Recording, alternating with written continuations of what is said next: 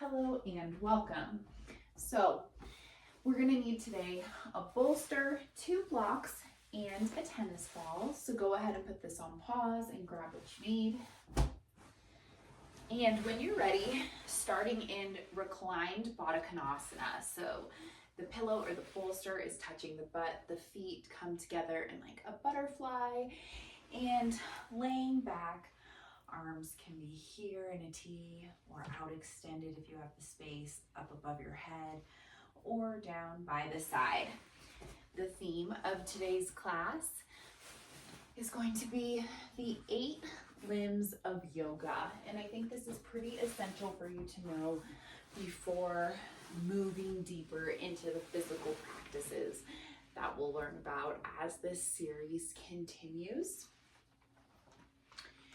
So closing the eyes or finding a soft gaze, whatever feels better for you, and just taking a moment to drop in. Deep inhale, exhale, let it go. The 8-limb path is not a religion. However, it does accompany your spiritual beliefs or your religious path, whatever that may be, very, very beautifully.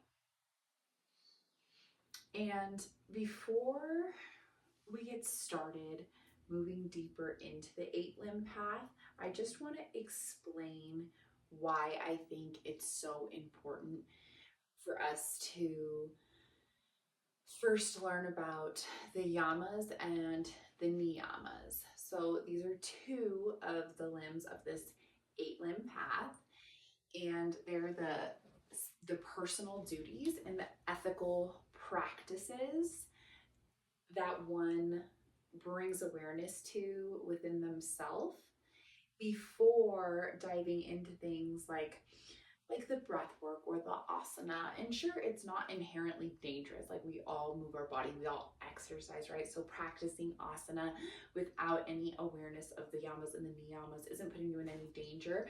But when you do things like chakra clearing and intentionally moving energy in one place, you're not sure what you're unleashing. You never know what's going to come up. And so having a strong sense of self, a strong relationship with the way that you show up within your inner world and the exterior world and the people around you is going to help you navigate these challenges, these initiations into your evolution in your everyday life, rather than when you hear horror stories of people who are like, oh, you don't want to do Kundalini awakening practices or chakra work, it's going to make you go crazy. You hear about people going insane. Well, these people probably aren't practicing those ethical principles intentionally in their lives. And maybe there's like some cases where that's not true, but I believe that that's pretty unlikely. And so if you have these foundations within your practice already, when these stirrings and these clearings and these things have light shed upon them, it's not going to feel as intense or as stuck as heavy. You'll be able to navigate it, allow it to express, move through, and create space for what's to come. So with that, the 8 limbs of yoga. The first one, pranayamas. Mindful and controlled breath work that allows us to clear the mind and calm the body. Pratyahara, consciousness, withdraw from the outside world by tuning out external stimuli and directing all attention inward. Dharana, focused concentration by disciplining the mind to observe our thoughts objectively and slow down the thinking process. Asana, what most of you probably found yoga through, the physical postures that connect the mind, body, and spirit through strength, balance, and focus. The niyamas, personal duties and spiritual observances to maintain a pure soul. And then the yamas, ethical principles that guide our behavior towards the world around us. In the yamas, so the way we interact with our exterior world around us, that's what our physical practice will be working with today. And then just to finish these up, we have dhyana, meditative absorption, the uninterrupted flow of consciousness. And then samadhi, which is kind of like the purpose of practicing all this, the enlightenment, the achievement of a state of bliss, of peace, of seeing the world for the reality that it is in the union of the mind and the body. And I just want to touch on what I said, like the purpose of life. The purpose lies in the journey. The present moment is the only moment that there is. So not to say that we're working necessarily towards this thing, but it's going to be a beautiful gift that unravels itself through you following this path. And with that, removing the bolster and gently rising to a seated position. Inhale to find length in the spine, and exhale, dropping the left ear to the left shoulder, taking the left hand and bringing it to the right shoulder, and then putting it right underneath the collarbone and pressing down and then pulling the skin to the right, just enhancing that stretch. Right hand, comes out to the side. Inhale to lengthen, and exhale to tiptoe those fingertips just a little bit further. Maybe you reach them behind you. Maybe they come out in front. One more clearing inhale here, and exhale. Let it go. Making your way to center. Inhale. Exhale, dropping right ear to right shoulder. Right hand pins down the skin on the left, underneath the left collarbone, and pushes to the left. Left fingertips come out to the side. Inhale to lengthen. Exhale, tiptoeing those fingertips out a little bit further, enhancing the stretch you're feeling in the neck. That big ropey muscle on the side of the neck.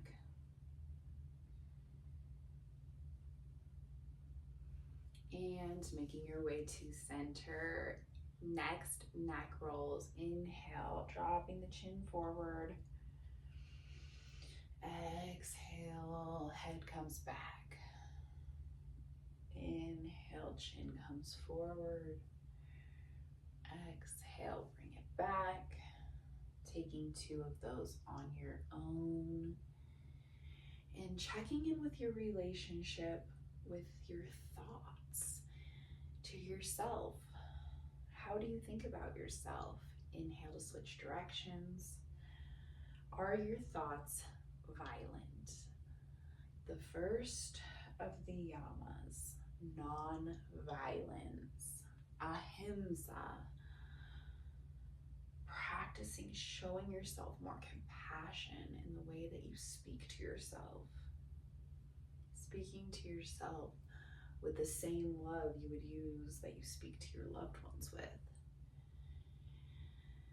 And inhale, coming back to center. From here, I want to work a little bit of our lymphatic system. So taking the palm of the hand and just kind of pressing into the chest, switching to the other side and using both hands, slapping just with that palm of the hand and getting some of the fluid moving, our detoxification systems.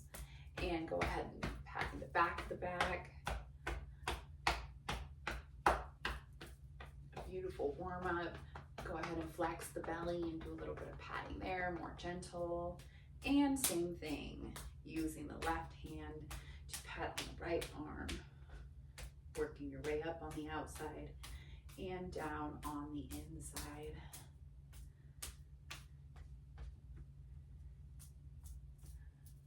Bring some love to the right side of the neck and other side. Patting up on the outside of the arm and down on the inside. We're now slapping the left arm and coming up one more time. Beautiful.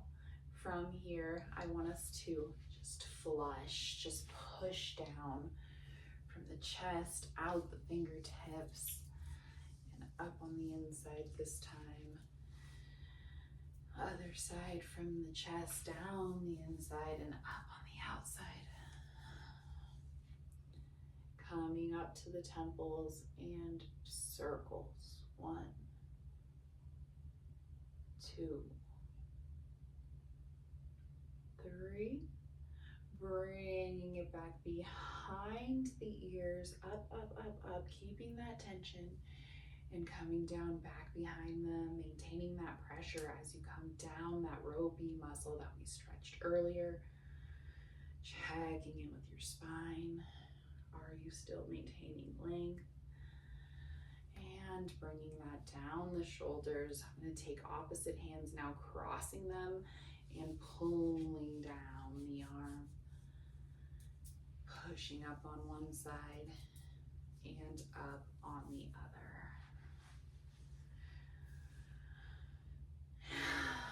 Bringing a little bit of love to the legs now. Our lymphatic system in the legs. Pushing down on the inside. Pulling up on the outside. Using the knuckles if that feels good. Down on the inside. Up on the outside. Inhale, down. Exhale, up. Beautiful. We should be feeling a lot more fluid. And I have a beautiful, beautiful thing I want to tell you about that I'm really excited to share. We're going to be working out the fascia of the chest. You know, we're always feeling these ailments in the back of the body. They're a lot of the time caused by the actions of the things we're doing with a lot of the muscles in the front. And how often do we show these love? So a little less stretching, a little bit of lymphatic drainage and fascia release. That's what's coming through right now. And as we come into this, making our way to hands and knees, straightening the legs, grabbing a block and a tennis ball, and bringing the block on the lowest level to your right shoulder, right above your breast. The bottom of the block may be touching that area of the body, and grabbing the tennis ball and putting it right in the area where the shoulder is connecting to the torso. Bringing your hands in front of you, kind of a crossed thing. I just want to show you what they look like on the camera. And third eye hits the mat. Maybe this is enough for you. Maybe you want to intensify the stretch. If that's the case, you'll bring your left leg out to a T. I'm going to just show you with my other leg so you can see what I'm doing. So that'll be the tennis balls in like the right armpit almost, but the outside inner armpit, not quite in the crevice. And then the legs out to a T. Right ear is hitting those hands as your gaze is over the left arm.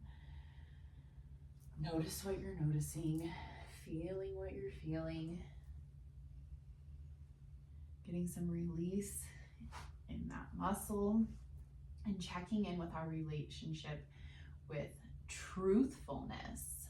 How do you show up in truthfulness in your life? Satya, the next of the yamas.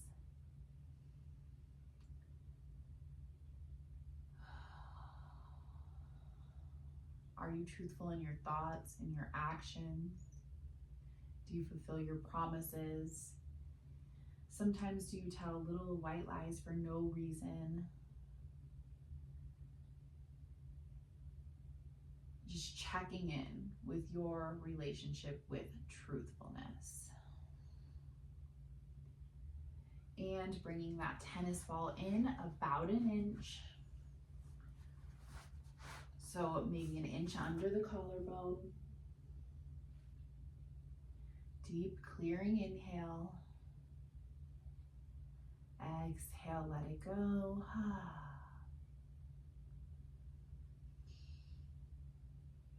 The next of the yamas that I want to touch on is asteya, non-stealing. And this doesn't mean just physical items. This can be people's time, people's attention. Are you conscious in your relationship with non-stealing? And final spot on this side, right in the armpit, the lower part of the armpit, so that you're still kind of touching the chest. And surrendering into that pose. I'm going to leave you in silence on this one. Deep inhale. Exhale, surrender into the posture.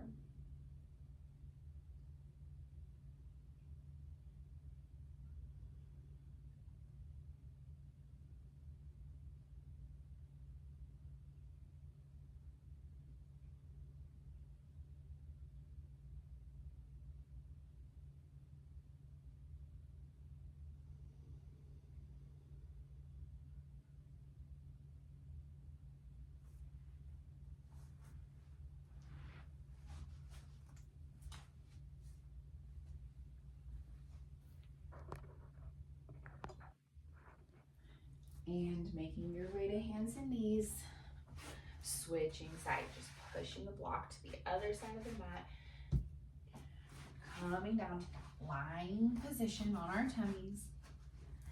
Tennis ball is right where the shoulder connects to the torso. Hands do this cute little slapped together thing. I guess I would say left palm on top of right hand top.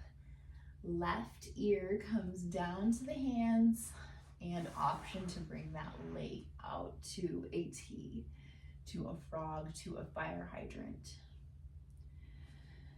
Deep clearing inhale to land here, and exhale, allowing yourself to melt into the tennis ball. The next relationship we're going to explore is your relationship with moderation, brahmacharya.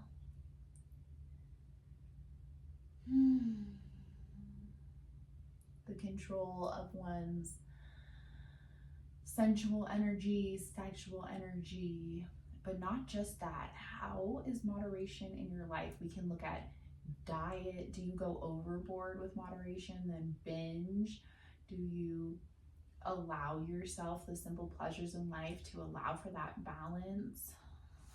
And just checking in with your personal relationship with this yama. And inhale, exhale, moving the tennis ball an inch inward again, maybe an inch under the collarbone. If that's comfortable, move it. If that's not, inhale and exhale.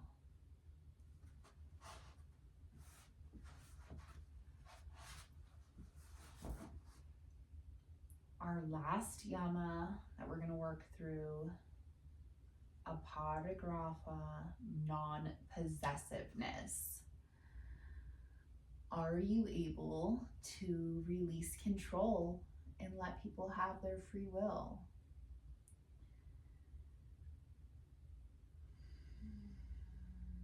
Are you possessive in terms of your actions and what you say you're going to do? And taking the final spot in that armpit, the spot where the armpit connects to the body. Deep clearing inhale. Exhale, surrendering into the tennis ball.